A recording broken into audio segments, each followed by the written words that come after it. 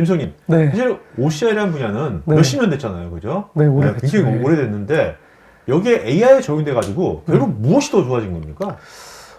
저희가 실제 이제 프로젝트를 해봤을 때, 봤을 때 한 세 가지 정도 말씀드릴 수 있을 것 같은데요. 기존 OCR보다 일단은 정확도가 크게 개선이 된 부분이 하나 있을 것 같고요.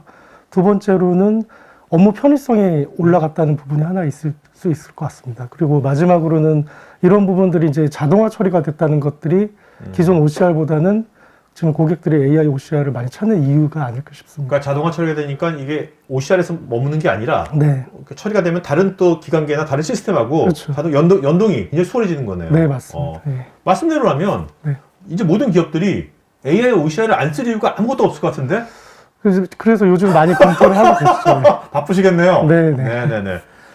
자, 그리고 이제 에자소다 보면 이제 AI 핵심 요소 네 가지 포시 중에서 김수영님한테는 거기 보면 컨피던스라는 게 있더라고요. 네네. 뭐 이렇게 컨티뉴어티 뭐 이런 것들은 다 제가 이해가 되는데, 네.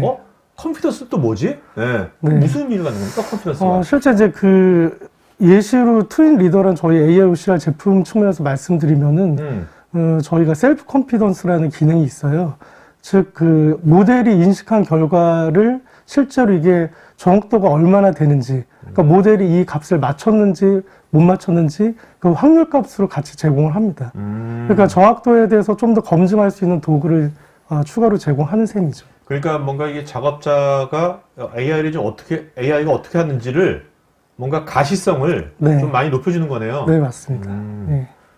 자, 그러면 여러분들, AI OCR, 프로세스가 있거든요. 특히 거기에 이제 이 프로세스를 살펴보면서 에자소다가 그 프로세스별로 어떠한 가치를 제공하는지를 같이 한번 함께 살펴보도록 하겠습니다.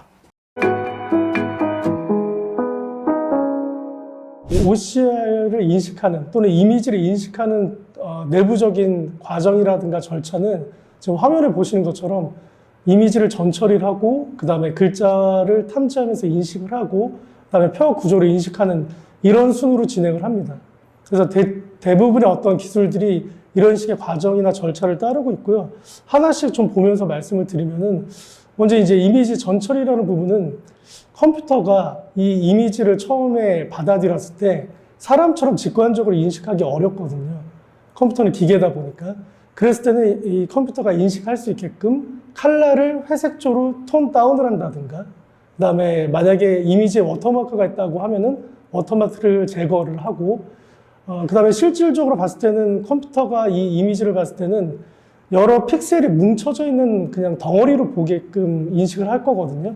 그래서 이런 부분들을 컬러를 좀 더 확실하게 구분을 해서 0과 1을 확실하게 드러나게끔 하는 경계를. 예, 그래서 요거를 이제 보통 이진화 기법이라고 하는데, 그래서 컴퓨터가 결국은 읽기 쉽게끔 하는 게 이 이미지 전처리 과정이라고 좀 보시면 될 것 같고요. 두 번째는 이렇게 이미지 전처리를 하면은 비로소 이제 컴퓨터가 쉽게 인식할 수 있는 기본 구성이 끝나게 되고, 이때 이제 글자를 이제 탐지하고 인식하는 단계로 넘어갑니다. 글자를 탐지하는 거는 문서상의 글자가 어디에 위치해 있는지 포지션을 찾게 되고 그 위치를 기반으로 글자를 탐색하는데, 글자 인식 같은 경우도 만약에 예를 들어서 홍길동이라는 글자가 있다고 하면은 컴퓨터가 글자를 인식할 때 홍길동이라는 단어를 한꺼번에 인식하는 게 아니고 홍길동 하나하나 음절 단위로 인식을 합니다. 이렇게 음절 단위로 인식한 것들을 단어라고 의미를 찾는 부분들이 딥러닝 내부 기술을 이용해서 유의미하게 찾는 부분이 되겠고요. 이렇게 이제 글자 인식을 한 다음에 문서상이나 이미지상에는 분명히 이제 키밸류 형태의 텍스트도 있겠지만은 화면에 보시는 것처럼 표 형태도 있을 수 있거든요. 이 표를 인식하는 부분들이 또 일반적인 키밸류하고는 좀 다를 텐데, 표 안에는 헤더가 있고 실제 이제 바디 영역의 텍스트가 있을 텐데, 헤더와 바디 영역의 관계들을 파악해서 인식하는 게 지금 화면을 보시는 표 인식이라고 이해를 하시면 될 것 같아요. 그러니까 뭔가 각 개별적인 그 글자 하나하나를 잘 인식하는 것도 중요하지만, 네. 어떤 글자 간의 뭐 상관관계라든지, 그렇죠. 뭐 그다음에 속성 이런 것들을 얘가 스스로 잘 인식하는 게 중요한 거네요. 네, 맞습니다.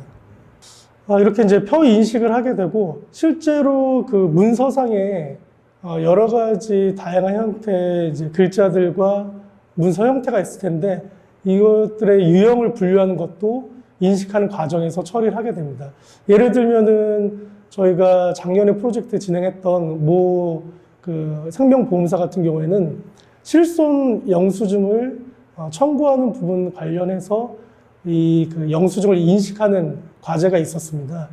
그랬을 때 진료비 영수증인지 입퇴원 확인서인지 또는 이제 진료비 세부 내역서인지 이런 부분들을 구분해서 처리하는 게 필요한데, 이때는 알고리즘을 이용할 수도 있고 또 다른 모델이 이거는 진료비 영수증이라는 것들을 학습해서 유사한 형태의 이미지가 들어왔을 때 인식하고 분류하는 부분들을 통해서 이 이미지는 진료비 영수증이구나 또는 세부 산정 내역수구나 이렇게 분류를 할 수 있는 거죠. 실제로 예전에 AI OCR들의 어떤 대부분의 형태들은 이미지나 문서에 있는 텍스트, 정보들을 전부 다 추출하는 데 포커스를 맞춰서 진행을 했었습니다. 근데 고객들의 니즈를 살펴보면은 그 문서의 모든 텍스트들을 다 인식하길 원하진 않거든요. 본인들이 비즈니스적으로 활용하고 싶은 구성 요소들, 군데군데의 어떤 텍스트들을 인식하기 원하기 때문에 그런 부분들에 초점을 맞춰서 저희도 일종의 폼 템플릿 형태로 사용자가 원하는 데이터를 추출할 수 있게끔 사용자 본인이 디파인 할 수도 있고, 그런 것들을 활용해서 좀 더 손쉽게 본인이 원하는 데이터를 뽑아낼 수 있는 형태로 기능 제공을 하고 있습니다. 이런 것들은 실제로 고객사하고 이제 상담을 하면서 고객사 쪽에서 이거는 이제 피드백을 드리겠네요. 네, 그렇죠. 우리가 원하는 데이터도 네. 이런 것들이다. 네.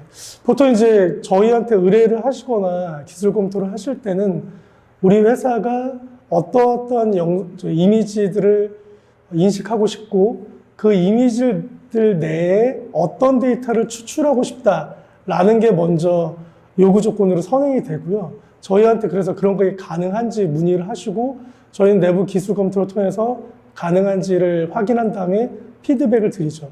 보통 이제 요거는 시장에서 POC라고 얘기를 하는데, 이런 과정을 거쳐서 고객사와 저희가 상호 이제 어느 정도 그 인식의 목표와 그다음에 방향성에 대해서 공유를 하고 협의를 한 다음에 이제 본 프로젝트에 들어간 형태로 진행을 합니다. 인식한 결과들이 사실은 항상 올바르게 나오지 않을 수도 있거든요. 그 얘기는 뭐냐면은 이미 이미지 원본 자체가 훼손이 됐거나 출력 자체가 희미하게 됐다고 하면은 사람이 봐도 눈으로 인지하기가 어려운 측면이 있거든요. 그런 것들은 모델인 기계가 판별하기도 상당히 어려운 부분이 있습니다. 그래서 지금 예시를 든 것처럼 실제는 카드 매출이라는 게 원래 그 정확한 텍스트인데 모델을 통해서 인식한 게 카드 매출로 인식을 했다든가 이런 부분들은 이후 후처리해서 보정을 하는 게 필요합니다. 그래서 이런 부분들은 AI OCR, 그러니까 컴퓨터 비전 기술로만은 처리할 수는 없고 NLP라고 하는 자연어 처리 기술을 좀 활용해서 보정하는 작업들을 같이 이제 도와줄 수가 있는 거죠. 자연어 처리하고 같이 연동한다는 것은 뭔가 단어 간에 네. 어떤 컨텍스트, 문맥을 봐가지고 그렇습니다. 여기는 가드가 아니라 카드겠구나. 네. 매출이니까 뒤가 네. 이런 겁니까? 네, 맞습니다. 정확히 좀 말씀해 주셨고요. 그러다 보니까 방금 이제 말씀드린 카드 매출이 가드 매출로 오인 인식됐을 때 그것들을 바로잡는 것들이 그 컴퓨터 비전 기술 말고도 자연어 처리에서 해주는 부분이고, 이것들이 아무래도 AI OCR에서 최근에 이제 IDP라고 하는 지능형 문서 처리 방식도 한 가지 기술이 아니라 여러 가지 기술들을 조합해가지고 인식을 하는 형태로 그런 방향으로 나가고 있고, 저희 에자일소다도 사실은 컴퓨터 비전 말고도 자연어 처리 기술이라든가 강학습에 대한 어떤 노하우들을 갖고 있기 때문에 하나의 어떤 문제점을 해결하는데 여러 가지 기술을 활용해서 해소를 하고 있습니다. 다음은 이제 자기 신뢰도라는 부분인데요. 이게 이제 그 처음 들으시는 분들은 생소할 수가 있는데, 모델이 데이터를 인식을 했는데 또 다른 모델이 또는 아니면 또 다른 관찰자가 이게 맞게 인식한 건지 체크를 하는 기능이라고 보시면 됩니다. 그래서 제가 아까처럼 이제 카드 매출인데 오인식을 해서 가드매출이라고 인식을 했을 경우에 이 영역은 네가 맞출 확률이 90%야 아니면은 70%야 40%야 그 수치를 같이 제공하는 거죠.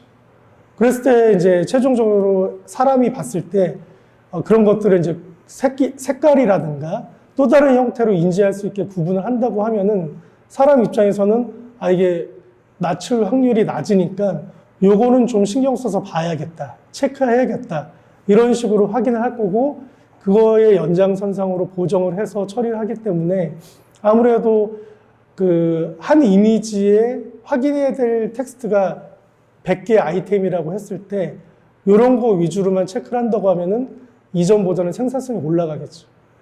내가 인식한 내가 인식한 결과물에 이런 어떤 그 확률 같은 것이 예, 같이 맞습니다. 연동이 되는 거네요. 네네. 그래서 그렇게 되면 아무래도 사람이 나중에 뭔가 이걸 빨리 보정해야겠다. 네. 보정을 하니까 얘가 점점 스마트해지는 거고. 네, 맞습니다. 예전에 OCR 기술들은 이제 그런 형태의 어떤 값이라든가 기능들을 제공하지 않다 보니까 솔루션이 인식했더라도 사람이 처음부터 끝까지 다 확인하는 번거로움을 거쳤는데 이런 기능들을 활용하게 되면은 초반에는 한번 예전 방식으로 검증을 하겠지만 사람도 반복 숙달이 되면은 속도가 붙듯이 나중에는 미인식이라든가 오인식 또는 확률이 낮은 것들만 주로 체크를 할 거고 그러다 보면은 속도 향상이 이루어질 거고 그래서 이제 저희가 이런 측면들을 감안해서 제품의 자동화율을 높이는 쪽으로 신경을 써서 기능 제공을 하고 있습니다. 이렇게 이제 모델을 통해서 인식한 결과는 최종적으로 제이슨이라든가 기타 다른 형태의 데이터로 출력이 되는데 이것들을 사실은 고객사 입장에서는 레가시 시스템하고 연동한다든가 고객사 내부 DB에 적재를 해서 활용하시고자 합니다. 그래서 그런 부분들은 이제 저희가 프로젝트를 하면서 같이 협업해서 진행을 하는 편이 되겠고요. 또 뭐 RPA라든지 또 다른 시스템하고도 연동도 많이 되는 예, 거 아닌가요? 맞습니다. 예. 보통 이제 저희가 만나본 보험사들의 대부분의 어떤 시스템 아키텍처들은 화면을 보시는 것처럼 이런 시스템 구성을 띠고 있습니다. 보통 전통적으로 종이 형태로 직접 창고에 와서 접수하시는 사용자도 있을 거고, 그다음에 팩스라든가 또는 스캔을 통해서 접수가 되고 등록이 되는 이미지도 있을 텐데 아직도 팩스를 쓰나요? 아직도 씁니다.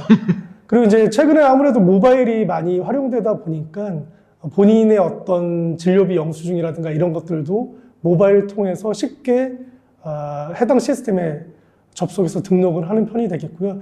이렇게 채널별로 모여지는 이미지들은 보통 이제 이미지 솔루션들을 통해서 내부적으로 적재가 되고 정리가 되고 이런 부분들은 이제 저희 쪽 제품하고 연계해서 인식하는 어떤 과정들을 처리하게 됩니다. 지금 말씀대로 정말 요즘은 환자들이 병원에서 영수증 받으면 바로 네. 모바일 해가지고 보험사에 많이 올리더라고요, 진짜. 예, 맞습니다.